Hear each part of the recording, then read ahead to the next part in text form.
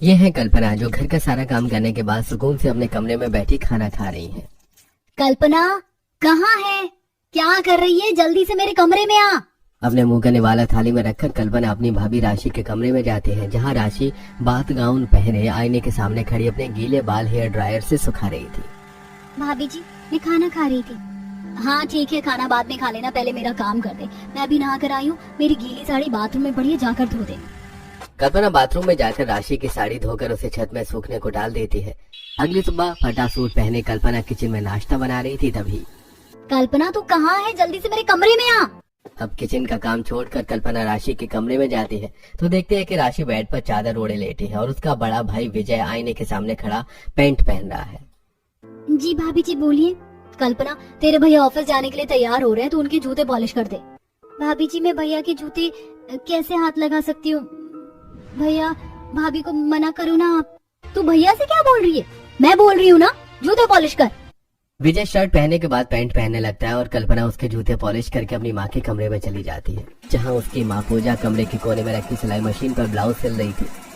Mummy देखो ना, भाभी मुझसे घर का सारा काम करवाती, खुद कुछ नहीं करती। मुझे खाना खाने तक का टाइम नहीं मिलता। आज भाभी ने मुझसे भैया के जूते भी पॉलिश करवाए और भैया कुछ भी नहीं बोले। तो मैं क्या करूं कल्पना? तेरी भाभी को मैं कुछ भी नहीं बोल सकती। अब भाभी को भैया ने सर चढ़ा रखा, तुम भी उन्हें कुछ नहीं कहती। मेरे कपड़े भी फटे हुए हैं, भाभी मुझे नए कपड़े भी नहीं लेने देती। मैं भैया से बोल बोल कर थक गई हूँ, वो भी नहीं सुनते। तो मैं क्या करूं? तू कल को अपने ससुराल चली जाएगी, वहाँ पहनना जितने नए कपड़े पहनना हो। ठीक है मम्मी, तुम कुछ मत करो, लेकिन भाभी को इतना बोल ही सकती हो कि मुझसे तू करके बात ना किया करे। कौन भाभी अपनी ननद को तू करके बात करती है? तेरी भाभी तुझसे बोले, तेरे भैया भी तुझसे तू करके ही बात करते हैं ना। लेकिन मम्मी, मुझे अपना काम करने दे, तू भी जाकर अपना काम कर। अपनी माँ की बातों से निराश होकर कल्पना वहाँ से चली जाती है। तेरी भाभी की धमकी की वजह से मैं मजबूर हूँ, क्या करूँ? अगर मैं तेरे लिए कुछ भी करती हूँ, कुछ भी बोलती हूँ, तो तेरी भाभी मुझे ओल्ड एज होम भेज देगी। तेरा भैया भी तो उसी के इशारों पर नाचता है, वो उसे कुछ नहीं कहता। अपने भैया के व्यवहार और माँ की बातों से दुखी अकेले ही घर का सारा काम जैसे झाड़ू पोछा खाना और बर्तन करके शाम को अपने कमरे में उदास बैठी कल्पना। मम्मी और भैया पहले ऐसे नहीं थे, भाभी के आने के बाद सब बदल गए हैं। देख कल्पना, मैं तेरे लिए क्या लाया हूँ। मुझे कुछ नहीं चाहिए, भाभी को ले जाकर दे दो। मैं जानता हूँ तुम मुझसे बहुत नाराज है, लेकिन मैं क्या करूँ। तभी स्टाइलिश साड़ी और हार पहने राशि वहाँ आती है। जब तुम दबे पांव घर के अंदर आए, तभी मैं समझ गई थी कि तुम चोरी चोरी अपनी बहन के लिए कुछ लाए हो। देखो राशि, कल्पना के कपड़े फटे हुए थे, इसलिए मैं उसके लिए नया सूट ले आया बस, और कुछ नहीं है, ये भी सस्ता ही है। मैं ये बर्दाश्त नहीं कर सकती। मैं आपकी कुछ नहीं हूँ क्या? मैं इतने दिनों से बोल रही हूँ कि मुझे एक डायमंड नेकलेस दिला दो, वो तो खरीदा नहीं जा रहा तुमसे। और बहन के लिए कहाँ डायमंड नेकलेस और कहाँ ये कपड़े? तुम किसका कंपैरिजन किससे कर रही हो राशि? हाँ हाँ, तुम अपनी पूरी गृहस्थी अपनी बहन पर ही लुटा दो, मेरी तो कोई कदर ही नहीं है। राशि विजय से सलवार छीनकर वहाँ से अपने रूम में चली जाती है। विजय भी उसके पीछे जाता है। उसी शाम डिनर करके राशि बालकनी में खड़ी चांद की तरफ देखकर, ये तो अब कुछ ज्यादा ही हो रहा है। आज मैंने इन्हें रंगे हाथों पकड़ लिया। आज से पहले ना जाने कितनी बार कल्पना के लिए कपड़े और ना जाने क्या क्या आया होगा। अब कल्पना को अपने ससुराल भेजना ही होगा। तभी राशि को कुछ याद आता है और वो भागकर विजय के पास जाती है। रूम में बेड पर लैपटॉप लिए बैठा विजय ऑफिस वर्क कर रहा था। विजय, तुम ना अपनी बहन की शादी कब कर रहे हो? बस कोई अच्छा सा लड़का मिल जाए तो कर देंगे। तुम उसकी चिंता मत करो, मेरी फ्रेंड के रिलेशन में एक लड़का है मीत। हाँ वो तो ठीक है, बट ऐसे कैसे बिना देखे और जाने अपनी बहन की शादी किसी से भी कर दूं? ना उसका पता ना उसके परिवार का। मीत अपनी बीमार माँ, 4 छोटे भाइयों और पिता के साथ रहता है। उसके घर वालों को तुम्हारी बहन जैसी कामकाजी बहू चाहिए। मीत मल्टीनेशनल कंपनी में जॉब करता है। अब और क्या जानना है उसके और उसके परिवार के बारे में? मैं ऐसे घर में अपनी बहन की शादी नहीं करवा सकता, वहाँ तो वो काम कर करके ही आदी हो जाएगी। इसी दिन के लिए मैं तुम्हारी बहन को ट्रेन कर रही थी, उसी से घर का सारा काम करवाती थी, ताकि शादी के बाद ससुराल में उसे काम करने में कोई परेशानी ना हो। अरे लेकिन उन्हें भी तो कल्पना पसंद आनी चाहिए ना। उन लोगों को कामकाजी बहू चाहिए। तुम्हारी बहन के बारे में जानकर वो लोग रिश्ते से मना नहीं कर पाएंगे। तुम कल ही उनके घर जाओगे और रिश्ता पक्का करके आओगे। अब मैं कुछ नहीं सुनना चाहती। अब विजय राशि के दबाव में आकर मीत से कल्पना की शादी करवाने के लिए तैयार हो जाता है। मीत के मम्मी पापा को भी कामकाजी बहू चाहिए थी, इसलिए वो लोग भी कल्पना को अपनी बहू बनाने के लिए तैयार हो जाते हैं। कल्पना शादी करके मीत के घर जाती है, जहाँ दुल्हन बनी कल्पना और दूल्हे मीत के स्वागत में आरती की थाली लिए उसके ससुर ललित, चारों देवर राहुल, विशाल, विनोद और आशु खड़े होते हैं और व्हील चेयर पर उसकी सास ज्योति भी वहीं होती है। वेलकम होम भाभी जी, आपका स्वागत करने के लिए I am so excited. Delhi पर चाय का कलश, हॉल के फ्लोर पर वेलकम, भाभी के फूलों से बनी रंगोली, लाल गुलाब की पंखुड़ियों से हॉल से रूम तक बना रैंप, पूरे हॉल में गेंदे के फूलों की सजावट। तभी घर की इतनी भारी सजावट देखकर हैरान होकर और परेशान होकर कल्पना, ससुराल वाले अपनी बहू का वेलकम इस तरह से भी करते हैं क्या? मैंने तो आज तक कहीं नहीं देखा और ना सुना, लेकिन इन लोगों ने ये सब क्यों किया? अब मुझे ही ये सब साफ करना होगा। सोचा था कि थोड़ा आराम करूंगी, लेकिन आते ही अब मुझे काम करना पड़ेगा। तुम किस सोच में पड़ गई बहू? जल्दी से कलश गिराकर गृह प्रवेश करो। कल्पना कलश गिराकर मीत के साथ पहला कदम घर के अंदर रखती है। उसका देवर आशु उन दोनों की आरती उतारता है। बहू, मैं तो काफी लंबे समय से बीमार हूँ। अब तक ये पूरा घर तुम्हारे पति और देवरों ने संभाला हुआ था। तुम आ गई हो ना, तो अब इस घर को संभालने की जिम्मेदारी तुम्हारी है। काम की बात करके तुम अभी से बहू को डरा दो, बेचारी थकी हुई होगी। तुम ये सब बातें बाद में कर लेना। बहू, तुम अभी अपने कमरे में जाओ और आराम कर लो। फर्श पर बिछे फूलों पर चलकर कल्पना और मीत कमरे में जाते हैं। पूरा कमरा फूलों से सजा हुआ था। बेड पर गुलदस्ते और गुलाब की पंखुड़ियां बिखरी हुई थी। बेड पर बैठकर कल्पना, इतना बड़ा घर है, इतने सारे लोग हैं, बताओ मैं ये सब कैसे संभाल पाऊंगी? अगर मुझसे कोई गलती हो गई तो? तुम चिंता मत करो, हम सब है ना तुम्हारी मदद के लिए। अभी तुम थोड़ा आराम कर लो। हाँ, आराम करूंगी ही। सुबह जल्दी उठकर पूरे हॉल की साफ सफाई मुझे ही जो करनी है। मेरे अलावा इस घर में कोई दूसरी औरत है भी जो काम कर सके? अब सुबह कल्पना साड़ी पहने और सुहागन का पूरा श्रृंगार किए हॉल में आती है और पूरा हॉल साफ और व्यवस्थित देखकर, ये किसने किया? कहीं मेरी सास ने तो नहीं, वो तो अपने पैरों पर खड़ी भी नहीं हो सकती। तो फिर कहीं मेरे देवरों ने तो वही होंगे। यार, मुझे क्या करना? कल्पना हॉल में खड़ी सोच ही रही थी कि हॉल की सफाई किसने की। तभी वहाँ उसके ससुर ललित जी आते हैं। तुम यही सोच रही हो ना कि हॉल किसने साफ किया? ये सब तुम्हारे देवरों का काम है। अब तुम जल्दी से किचन में जाओ और हम सब के लिए कुछ मीठा बना दो। अब कल्पना किचन में जाकर गैस चूल्हे पर बड़े से पतीले में दूध उबालने रख देती है। तभी उसका देवर राहुल वहाँ पनीर लेकर आता है। भाभी जी, खीर के साथ साथ आप मेरे लिए शाही पनीर भी बना देना। ठीक है देवर जी। तभी राहुल कल्पना को पनीर देकर वहाँ से चला जाता है। अब कल्पना उबल रहे दूध में चावल डालकर पनीर के स्लाइस काटने लगती है। तभी वहाँ पत्ता गोभी, गाजर और शिमला मिर्च लेकर विशाल आता है। भाभी जी, मैदा तो किचन में ही रखा है, मैं सब्जियां ले आया हूँ। आप मेरे लिए मंचूरियन बना दीजिए, मुझे बहुत पसंद है। ठीक है देवर जी। कल्पना को सब्जियां देखकर विशाल वहाँ से चला जाता है। अब कल्पना दूध में शक्कर डालकर सब्जियां चॉप कर रही होती है कि तभी, अरे बहू, खीर बनाने में इतना समय लगता है क्या? जल्दी लाओ, भूख लगी है। बस पापा जी, थोड़ी देर में लाई। कल्पना पतीले में पक रही खीर में ड्राई फ्रूट्स डालकर पनीर स्लाइस करने लगती है। तभी, भाभी जी, शाही पनीर बनाया नहीं? बस देवर जी, खीर पक जाए उसके बाद बनाती हूँ। मेरे 4 हाथ थोड़ी ना है जो मैं एक साथ खीर भी बनाऊं और शाही पनीर भी। भाभी जी, मंचूरियन बनाने में इतना टाइम लगता है क्या? अरे बहू, जल्दी करो, मुझे बहुत भूख लगी है। कल्पना एक साथ 3 काम कर रही थी। कभी करछुल से भगोने में पक रही खीर चलाती, तो कभी सब्जियां चॉप करती, तो कभी पनीर के स्लाइस कट करती। अब तीनों काम एक साथ करने की वजह से खीर जल जाती है। लो, ये खीर भी जल गई, अब मैं क्या करूं? कल्पना बहू, जल्दी करो, कुछ खाने के बाद ही मैं अपनी दवाइयाँ खा सकती हूँ। डाइनिंग हॉल में बैठे कल्पना के पति, चारों देवर और सास ससुर बारी बारी से उसे आवाज लगा रहे थे। बार बार उनकी आवाज से और खीर जल जाने से झुंझलाई कल्पना भगोने में जली हुई खीर लेकर डाइनिंग हॉल में जाती है, जहां पहले से ही डाइनिंग टेबल पर पुलाव, बिरयानी, हलवा, छोले भटूरे, मंचूरियन, दाल मखनी और तंदूरी रोटियां रखी हुई थी। कल्पना को देखकर उसके चारों देवर एक साथ, सरप्राइज भाभी, सरप्राइज भाभी, सरप्राइज भाभी। हमें पता है कि ये आपकी पहली रसोई है, तो रसोई में हम आपकी मदद नहीं करवा सकते। भाभी जी, हम इतने सारे लोग हैं, आप अकेले खाना बनाओगी तो आपके देवरों को अच्छा थोड़े ना लगेगा। तुम्हारे चारों देवरों ने तुम्हारे लिए ये सरप्राइज प्लान किया था बहू। आओ अपने हाथों से छूकर खाना शुभ कर दो। अब कल्पना सभी खाने के बर्तनों को छूकर शुभ करती है। अरे, तुम ये सोचकर परेशान मत होना कि इतना बड़ा घर अकेले कैसे संभालोगी। हम सब और खासकर तुम्हारे चारों देवर हैं तुम्हारी मदद करने के लिए। अब खाना खाने के बाद मीत ऑफिस चला जाता है और उसके चारों देवर और सास ससुर अपने अपने कमरे में चले जाते हैं। कल्पना भी जूठे बर्तन किचन में ले जाकर सिंक में साफ करने लगती है। बातें तो सब बड़ी बड़ी कर रहे थे, इतने सारे जूठे बर्तन मुझे अकेले ही धोने पड़ रहे हैं। एक भी देवर मेरी मदद करने नहीं आया। बर्तन साफ करने के बाद उन्हें व्यवस्थित जमा कर कल्पना अपने रूम में आ जाती है। कल्पना अपने बेड पर उदास बैठी थी, तभी उसके चारों देवर वहाँ आते हैं। भाभी जी, आप उदास क्यों बैठी हो? अरे भाभी जी को कोई गिफ्ट नहीं मिला ना, इसलिए वो उदास हैं। तभी नेकलेस देते हुए राहुल, सरप्राइज भाभी जी, आपको आपके सभी देवरों और सास ससुर की तरफ से पहली रसोई पर ये नेकलेस। उदास कल्पना नेकलेस ले लेती है। आपको आपके चारों देवरों के दोनों सरप्राइज कैसे लगे भाभी जी? बहुत अच्छे। लगता है भाभी जी को अपने मायके की याद आ रही है। हाँ देवर जी, मुझे अपनी माँ की बहुत याद आ रही है। भाभी जी चलो आपको पार्क घुमा कर लाते हैं, आपका मूड फ्रेश हो जाएगा। नहीं नहीं, मैं अभी पार्क कैसे जा सकती हूँ, वो भी आप लोगों के साथ। अरे भाभी जी, हम आपके देवर हैं, ज्यादा कुछ मत सोचिए। अब कल्पना के चारों देवरों से पार्क में ले जाते हैं।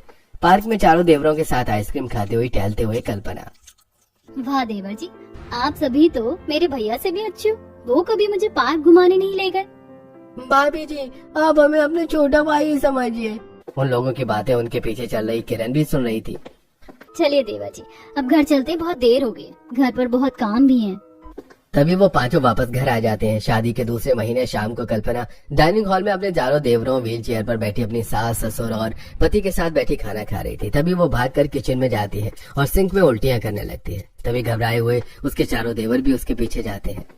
अरे क्या हुआ भाभी जी आपको? भाभी जी कोई जल्दी डॉक्टर के पास ले चलते हैं। राज जल्दी से गाड़ी निकाल, जल्दी कर। अरे आप सब बेवजह इतना घबरा रहे हैं, मुझे कुछ नहीं हुआ। अचानक से जी मिचलाया और उल्टियाँ होने लगी, अब मैं बिल्कुल ठीक हूँ।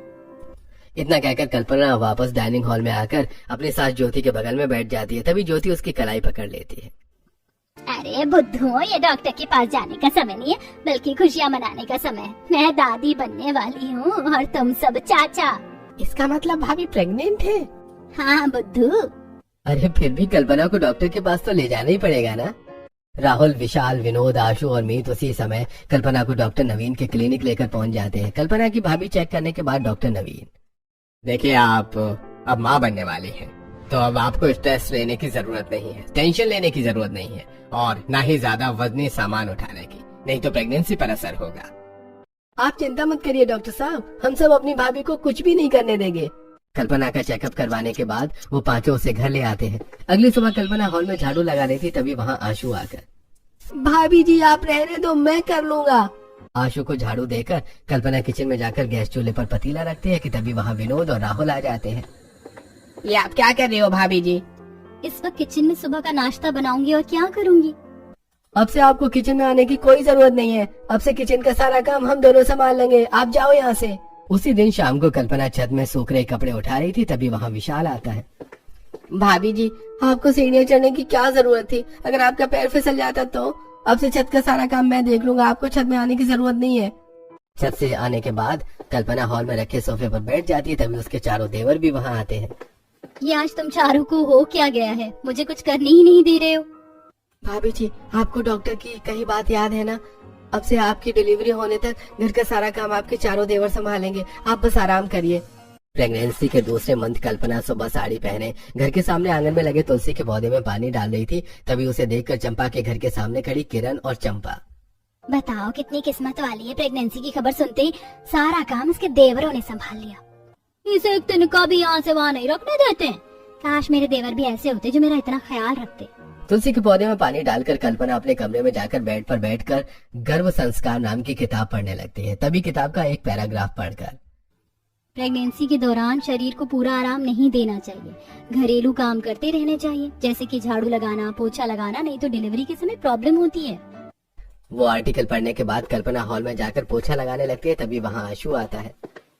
भाभी जी मैंने आपको क्या कहा था? आपने जो कहा था मुझे सब याद है, लेकिन अब जो मैं कह रही हूँ वो आप ध्यान से सुनिए देवर जी। तभी वहाँ राहुल, विशाल और विनोद भी आते हैं। कल्पना उन चारों को किताब में लिखी बात समझ आती है। भाभी जी अगर ऐसी बात है तभी आप कोई काम मत करिए, हम चारों भाई मिलकर आपके लिए कोई और व्यवस्था कर देंगे। उस दिन के बाद कल्पना के चारों देवरों से अलग अलग एक्सरसाइज करवाने लगते हैं। राहुल कल्पना को ट्रैक सूट पहनाकर जॉगिंग के लिए पार्क ले जाता है। विशाल और राज कल्पना को छत पर जिम सूट पहनाकर कार्डियो करवाते हैं। विनोद कल्पना को रूम में योगा सूट पहनवाकर योगा करवाता है। योगा करने के बाद कल्पना, देवर जी आज मेरा खट्टा खाने का बहुत मन कर रहा है, प्लीज बाजार से कुछ खट्टा ले आइए। अभी गया और अभी लाया भाभी जी। विनोद वहां से ज्यादा प्रेगनेंसी के तीसरे मंथ कल्पना डाइनिंग हॉल में अपने पूरे परिवार के साथ बैठी डिनर कर रही थी। कल्पना थोड़ा थोड़ा बिरयानी, छोले भटूरे, दाल मखनी और रोटियां खा रही थी। तभी उसे देखकर राहुल, क्या हुआ भाभी जी, आज खाना अच्छा नहीं बना क्या? ऐसी बात नहीं है देवर जी। तो फिर खा क्यों नहीं रही है? आज आपको भूख नहीं है क्या? बुद्धू का बुद्धू ही रहेगा, तुझे इतना भी नहीं पता कि प्रेगनेंसी के दौरान खट्टा खाने का मन करता है। आम, इमली, अचार ये सब मिल जाए तो मजा आ जाए। आपने ये बात पहले क्यों नहीं बताई भाभी जी? अभी इंतजाम कर देते हैं। अब कल्पना के चारों देवर वहां से चले जाते हैं। कल्पना और मीत भी बालकनी में जाते हैं। आसमान की तरफ देख रही कल्पना से मीत, तुम्हारे आने से पूरा घर चहक उठा है। इससे पहले ये सब लोग इतने खुश कभी नहीं थे, खासकर मेरे भाई। मैं जानती हूँ जी, मुझे तो ऐसा लगता है कि अगर मैं उनसे कह दूं कि मुझे आसमान के सितारे चाहिए तो मेरी खुशी के लिए वो चारों वो भी ला देंगे। तभी वहाँ कल्पना के चारों देवर आ जाते हैं। कल्पना को कच्चे आम देते हुए राहुल, भाभी जी ये चांद सितारे लाना हमसे नहीं होगा, अभी तो आप फिलहाल कच्चे आम से काम चलाइए। तभी कल्पना को इमली देते हुए विशाल और इमली से भी। तभी कल्पना को अचार की बरनी देते हुए विनोद, भाभी जी मैं तो आपके लिए अचार लाया हूँ। तभी आशु के हाथ में भरी हुई बोरी देखकर, तू बोरी भरकर क्या उठा लाया आशु? अभी तो मेरे तीनों भाई आपके लिए जो भी लाए हैं उससे आपका पेट नहीं भरेगा। ये देखिए मैं बोरी भरकर नींबू लाया हूँ। जब भी आपका खट्टा खाने का मन करे खाने में नींबू निचोड़िए और भरपेट खाना खाइए। अरे वाह मेरे छोटे देवर जी, आपने तो बहुत दूर की सोची है। उस दिन के बाद से कल्पना के चारों देवरों से कभी इमली, कभी अचार, कभी संतरे तो कभी कच्चे आम लाकर देने लगे। प्रेगनेंसी के 6वें मंथ जब कल्पना का पेट बाहर निकला तो साड़ी पहनने में उसे अनकंफर्टेबल फील होता है। हॉल में बैठी साड़ी पहने कल्पना को उसके चारों देवर राहुल गाउन देते हुए, भाभी जी अब आपको साड़ी पहनने की जरूरत नहीं है, अब आप ये गाउन पहनना।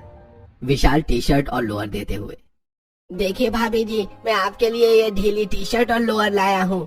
विनोद लॉन्ग ड्रेस देकर, भाभी जी आप अब से लॉन्ग ड्रेस पहनना। छोटे देवर जी आप कुछ नहीं लाए मेरे लिए? तभी प्रेगनेंसी पिलो देते हुए आशु, मैं आपके लिए ये पिलो लाया हूँ, इससे आपको आराम मिलेगा।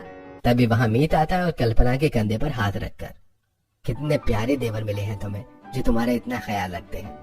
आपने बिल्कुल सही कहा, ये चारों मेरे वर्ल्ड के बेस्ट देवर हैं। प्रेगनेंसी के 7वें मंथ कल्पना राहुल के साथ आंगन में ही वॉक कर रही थी। उस समय उसके पैरों में सूजन थी। दर्द की वजह से कल्पना को चलने में तकलीफ हो रही थी।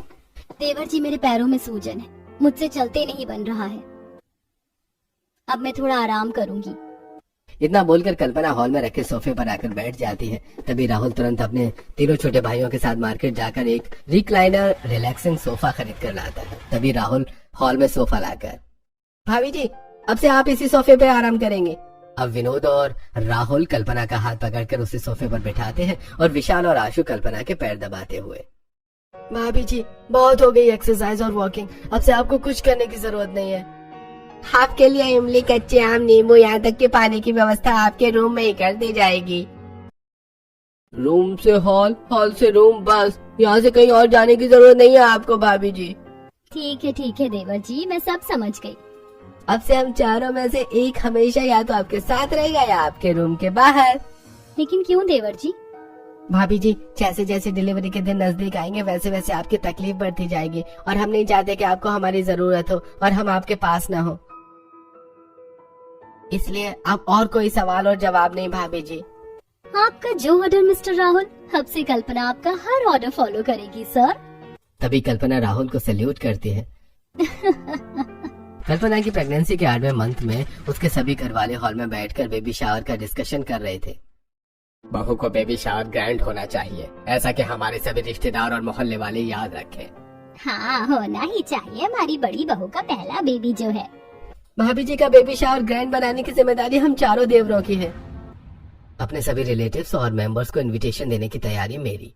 अब डिस्कशन करने के बाद कल्पना के चारों देवर बेबी शावर ग्रैंड बनाने की तैयारी शुरू कर देते हैं। राहुल, विशाल, विनोद और आशु मिलकर पूरे हॉल को फूलों से सजाते हैं और हॉल में बेबी शावर का डेकोरेशन करते हैं। हॉल में स्टेज लगाकर उसके बीच में सोफा रखते हैं। स्टेज को चारों तरफ से फूलों की माला से सजा देते हैं। अब होगा baby shower celebration grand. Finally Kalpana के बेबी शावर का दिन आ ही गया। एक एक करके कल्पना की माँ, भैया और भाभी, उसकी दोनों पड़ोसने किरण और चंपा हॉल में आ चुके थे। उसके चारों देवर व्हील चेयर पर बैठी सास और ससुर कल्पना का इंतजार कर रहे थे। तभी हॉल की लाइट्स बंद होती हैं और स्पॉटलाइट कल्पना पर पड़ती है। सब देखते हैं कि कल्पना गाउन पहने मीत का हाथ पकड़े हॉल में आती है। हॉल की लाइट्स ऑन होने के बाद कल्पना के चारों देवर उसे गोद में उठाकर स्टेज पर रख के सोफे पर बिठाते हैं। भाभी जी, आपके लिए बनारस से खास मंगवाई रेशमी साड़ी। भाभी जी, आपके लिए डायमंड रिंग। भाभी जी, आपके लिए नेकलेस। भाभी जी, आपने जो हमें खुशी दी है उसके लिए ये गाउन। ज्योति फूलों का ताज पहनाकर। बहू, तुम्हारे आने के बाद हम सबकी जिंदगी फूलों से महक गई है, इसीलिए मेरी और तुम्हारे ससुर की तरफ से ये फूलों का ताज। कल्पना को ससुराल वालों का प्यार और सम्मान मिलता देखकर राशि। मैंने क्या सोचा था, क्या हो गया। मैंने सोचा था कि कल्पना देवरों से भरे ससुराल में जाएगी तो काम करेगी, लेकिन यहाँ तो इसे रानी बनाकर रखा गया है। कल्पना के पास जाकर उसकी माँ पूजा। मुझे हमेशा तेरी चिंता लगी रहती थी, लेकिन अब मैं खुश हूँ, तुझे इतना प्यार करने वाला ससुराल मिला है। कल्पना के पास जाकर विजय। कल्पना, मुझे माफ कर देना। तेरी भाभी की बातों में आकर मैंने मर्दों से भरे ससुराल में तेरी शादी कर दी थी, लेकिन तेरी किस्मत है जो तुझे इतना प्यार करने वाला ससुराल मिला। कल्पना के देवर और ससुराल वाले धूमधाम से उसका बेबी शावर सेलिब्रेट करते हैं। फिर कल्पना के 9वें महीने की प्रेगनेंसी में हॉल में बैठे कल्पना के देवर। बताओ भाभी जी को बेटी होगी या बेटा? बेटी। बेटा। बेटी हो या बेटा, मुझे तो बस चाचा बनने की खुशी है। तभी वहाँ कल्पना आती है। ये किस बात की डिस्कशन हो रही है मेरे प्यारे देवर जी? हम चारों भाई आपस में डिस्कस कर रहे थे कि खिलौने और कपड़े भतीजे के लिए लेने हैं या भतीजी के लिए। अगर दोनों आ गए तो फिर? अच्छा आइडिया है, काम करते हैं, दोनों के लिए कपड़े और खिलौने ले आते हैं। तभी कल्पना का लेबर पेन शुरू हो जाता है। कल्पना पेट पकड़कर। माँ, बहुत दर्द हो रहा है। क्या हुआ भाभी जी? लगता है इसने आप लोगों की बात सुन ली, अब बहुत ही जल्द आप सबसे मिलने को बेताब है। तभी कल्पना के चारों देवरों से तुरंत हॉस्पिटल ले जाते हैं। हॉस्पिटल के प्रेगनेंसी वार्ड के बेड में बेबी गर्ल के बगल में लेटी कल्पना के चारों तरफ उसके चारों देवर, सास, ससुर और हस्बैंड खड़े हैं। प्यारी बिटिया का जन्म हुआ है। मीत की माँ, तुम दादी बन गई और मैं दादा बन गया। बुढ़ापे में हम दोनों का नया जन्म हुआ है। अरे वाह, मैं चाचा बन गया। मैं अपनी भतीजी के साथ पूरा दिन खेलूंगा। मैं अपनी भतीजी को डॉक्टर बनाऊंगा। मेरी भतीजी पायलट बनेगी। अरे बुद्धुओं, पहले अपनी भतीजी को घर तो ले चलो, फिर बनाना उसे जो बनाना हो। अभी तक तो उसका नामकरण भी नहीं हुआ है। कल्पना, आज पूरी दुनिया की खुशियाँ समेट कर तुमने हम सबका जीवन खुशियों से भर दिया है। अब बहू को आराम करने दो। तुम सब घर जाओ और बहू के स्वागत की तैयारियां करो।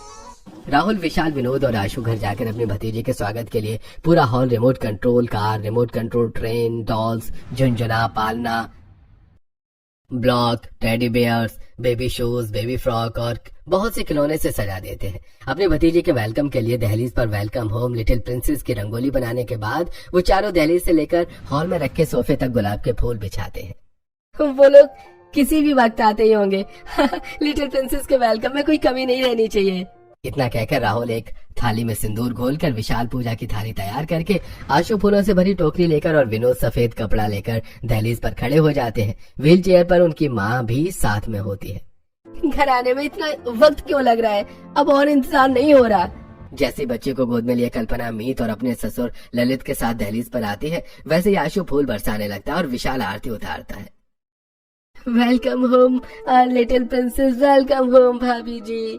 विनोद सफेद कपड़ा फर्श पर बिछाता है। राहुल बेबी गर्ल को गोद में लेकर उसके पैरों की छाप उस कपड़े में लेता है। अब बेबी गर्ल को गोद में लिए राहुल आगे चलता है और उसके पीछे उसकी भाभी और सभी घर वाले सोफे तक जाते हैं। अब सोफे में कल्पना को बिठाकर राहुल उसकी गोद में बेबी गर्ल को रखता है।